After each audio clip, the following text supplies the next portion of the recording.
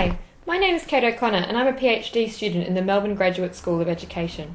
This presentation explores the emergence of new ways of thinking about and working with knowledge online, and the relationship of these debates and practices to the formal disciplinary organisation of knowledge in universities.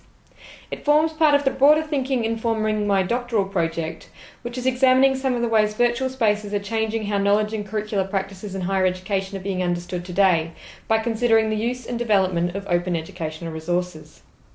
New online spaces and digital technologies are seen to be radically transforming academic practices in ways that have implications for the hegemonic nature of the disciplines and their role in the undergraduate curriculum. However, despite these arguments, disciplines remain prominent within higher education, and there are concerns that curriculum redevelopment focusing on skills or attributes at the expense of disciplinary knowledge are leading to a hollowing out of learning.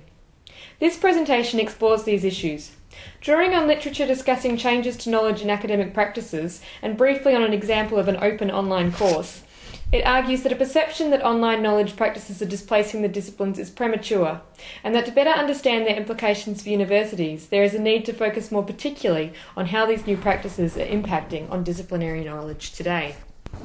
Firstly, much of the literature emphasises the transformative nature of virtual network spaces for understandings of knowledge. In his seminal work, The Wealth of Networks, Yonchai Benkler has argued that the changes brought about by the networked information environment are deep and structural, creating new opportunities for how knowledge and culture are developed and exchanged. The implications of these new opportunities have been further analysed by David Weinberger. He claims that our conception of knowledge is tied to its medium, which in the online environment is showing itself to be unsettled, collaborative, fallible, and a product of disagreement, in opposition to a view of knowledge as capturing a containable world under and as a product of the paper-based model. In line with this view, Colin Lancashire proposes the need for digital epistemologies, arguing that traditional epistemologies based on knowledge as justified true belief and propositional linguistic forms are inadequate in the digital age, as they are based on individual logic and cannot capture shifts towards collaborative knowledge. He argues that the intensified digitisation of daily life requires us to rethink what it means for people to know things and what kinds of things it may be most important to know. The work by these scholars highlights what is new and different about knowledge in online environments, emphasising radical changes to the way knowledge is produced, preserved and disseminated in relation to the immediacy of interaction, the scale of engagement and the dissemination of power and control. In terms of their implications for academic practice, Land proposes that the nature and use of academic knowledge is inevitably transformed through new online modes of production and dissemination. In a similar vein to Weinberger, he argues that shifts from the printed text to digital forms require universities to confront some fundamental notions concerning textual stability, academic authority, and approaches to academic writing. He proposes that within a print-based culture, disciplines flourished in closed, regulated environments, but new digital spaces are defying methods for imposing closure and authorial control in ways that seem to undermine the authority of academic knowledge. As communication is at the heart of learning and the creative transmission and production of knowledge, new ways of communicating are undoubtedly affecting academic research practices. Weller also argues that the use of digital networked open tools and approaches is impacting on a number of areas of scholarly practice, which in turn will affect all scholars, regardless of whether they themselves use the technologies or not. In relation to traditional disciplinary organisation, it is argued that new online practices have implications for moving curricula away from discipline-based subject forms. Luke, for example, argues that constructivist understandings of knowledge are more relevant today due to the need to think horizontally across bounded disciplinary boxes. According to Michael Peters, the new communications environment has the potential to reshape the university as a networked environment, which will transform the concepts of readership, scholarship and authorship, and in the process the concepts of the disciplines, disciplinarity and inter as well as multidisciplinarity.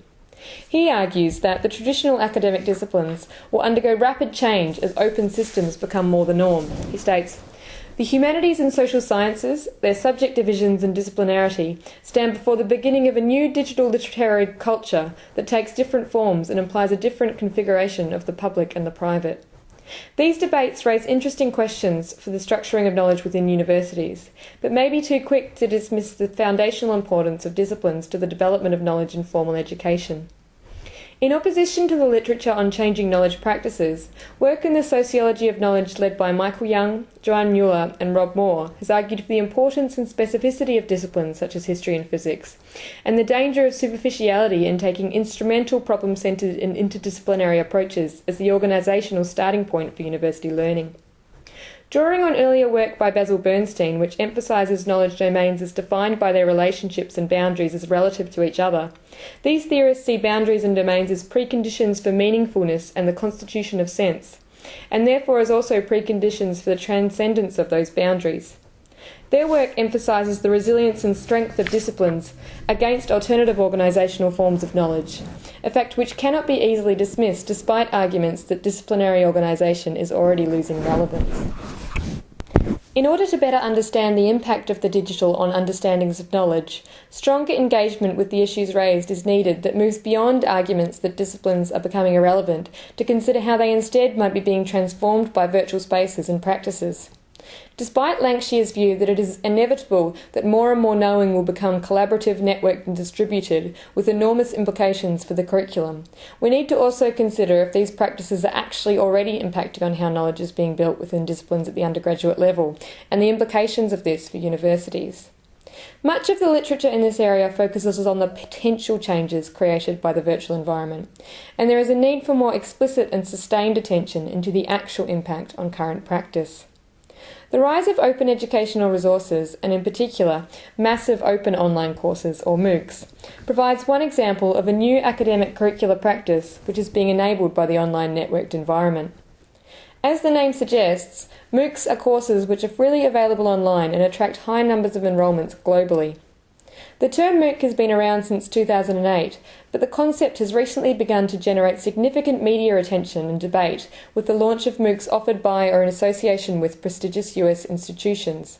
including edX, the recently launched joint venture of MIT and Harvard, and Coursera, which offers access to online courses from Princeton, Stanford, UC Berkeley, and others. Data on these programs is limited, but edX has recently released results from a survey of around 6,000 students who enrolled in their virtual lab-based electrical engineering course, Circuits and Electronics. This course began with an enrolment of 155,000 students, but only 7,000 finished with a passing grade, and the students surveyed were primarily those that completed the course and performed well. Of those students, it was found that 80% had already taken a comparable course at a traditional university prior to enrolling, and many had completed a tertiary qualification. About 78% reported they had previously taken a course on vectors, and only 4% said they had never taken calculus. The edX president has cautioned against leaping to the assumption that although the course was open to anyone, those who had not already paid for traditional education would struggle to succeed. But the data does raise interesting questions about what the format means for the development of knowledge as a cumulative process. This brief example raises questions regarding the ability of MOOCs to develop knowledge in students beyond reinforcing what they are already familiar with. Drawing on the work by Young and others, such questions raise important arguments against moves to too quickly see MOOCs and open education as already leading to a transformation of knowledge and disciplinary organisation within the university system.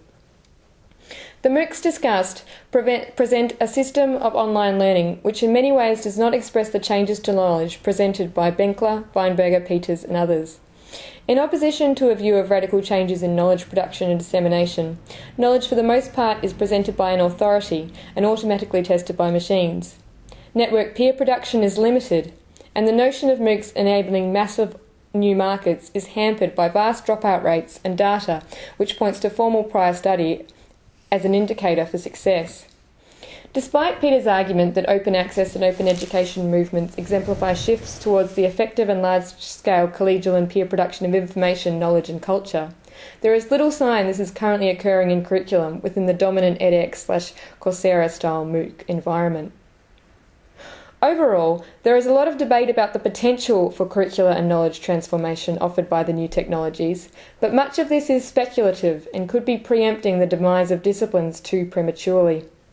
Clearly, online spaces are changing academic practices in relation to knowledge creation and dissemination, but whether these changes suggest a shift away from the disciplinary organisation of knowledge for the undergraduate curriculum as the dominant narrative suggests is another matter. Thanks for listening, and as mentioned earlier, this is a report on some of the thinking around my broader PhD project, so any questions, comments or suggestions would be very welcome.